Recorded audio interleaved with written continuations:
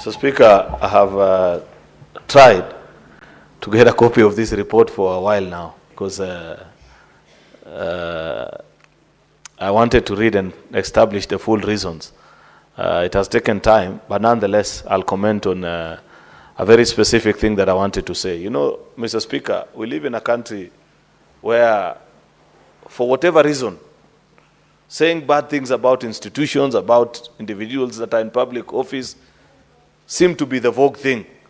And everybody is trying to outdo each other, Mr. Speaker, on public platform, here in Parliament, in funerals, to say the nastiest things about public institutions and individuals. I don't understand, Mr. Speaker, as a public figure, what people gain from doing such. Because unfortunately, Mr. Speaker, I have, with a bit of experience, taken time to study and appreciate the world as it is today, and realize that there is nothing unique about us as a country. We have all the indicators and the markers of a great republic. But unfortunately, due to obsession with negativity, Mr. Speaker, if somebody was to learn from us, they would imagine that perhaps they live in the world, most filthiest or most corrupt nation. Yet look at what we are doing this afternoon, Mr. Speaker. A committee of the Senate is annulling regulations that have been proposed by the executive. You will never find this in a headline. But you dare make a decision, Mr. Speaker, where you agree with something that has been proposed by the executive. Tomorrow, the Standard newspaper will carry a headline: Parliament disappoints again.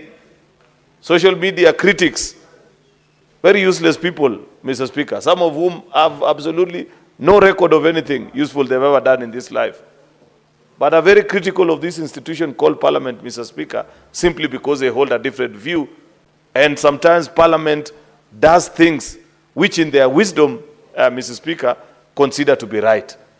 What am I pursuing, Mr. Speaker?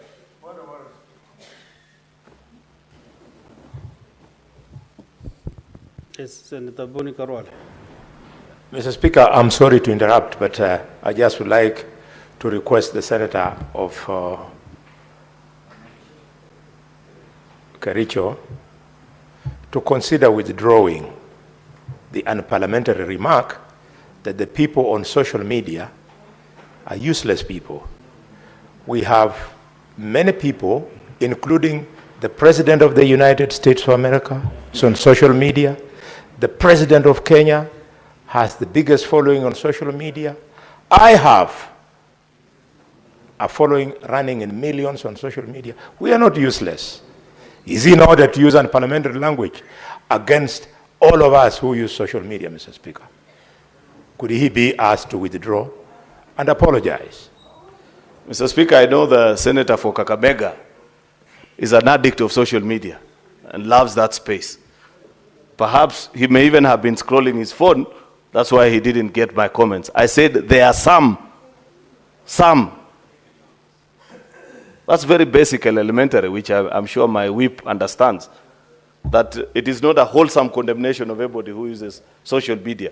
That there are people, in fact, I was quick enough to qualify, that there are people of no known achievements, but they have made it their business, Mr. Speaker, to disparage this House when it does duty on a certain item to which they disagree with the eventual finding. And I said, today is one such occasion, Mr. Speaker, that, for example, if Parliament was to if today we were to agree with the report of this committee and we eventually vote on it and agree with them, like many of us are saying, that if our committee on delegated legislation is telling us, good people, reject these regulations, it would be a good thing, because many times you are criticized and are told you are an appendage of the executive, that you agree with everything.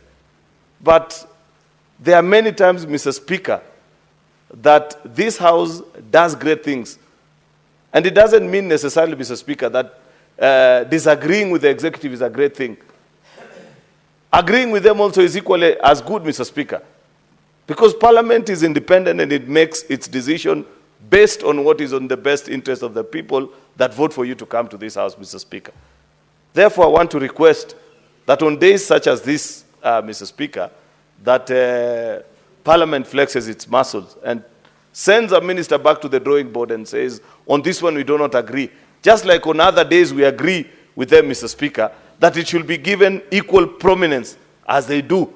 In fact, because now my whip, Senator Boni Halwale, has mentioned about social media, and I know he's an avid user, Mr. Speaker, he will help by either tweeting, which I know he loves doing, or on his Facebook account, to give an account of many such decisions when Parliament takes it. Because when you read through what people say sometimes, you'd think that there's nothing useful that Parliament does. Yet each afternoon, Mr. Speaker, we transact business that is meaningful to the country. The decisions are informed by what is the collective good interest, Mr. Speaker, of the people that you represent in this House, Mr. Speaker, which may not necessarily be that which somebody else may want, either a newspaper editor, a commentator on social issues, Mr. Speaker, a particular politician, Mr. Speaker. You know, unfortunately, our hands are tied most occasions because we don't work for ourselves. We are simply but employees of other people who send us here and say, transact in my best interest, make a decision.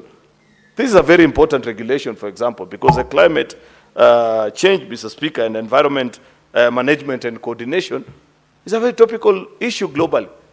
Countries, Mr. Speaker, hoggle over each other on these positions. In fact, there's a lot that has been said about other countries that have walked away from commitments that have been made in other places in the climate. The UN Secretary General, Mr. Speaker, for example, spends tons of time speaking on this topic every time he addresses a gathering of the UN or even in public spaces, because climate change is real, Mr. Speaker, and it's affecting our life on a daily basis.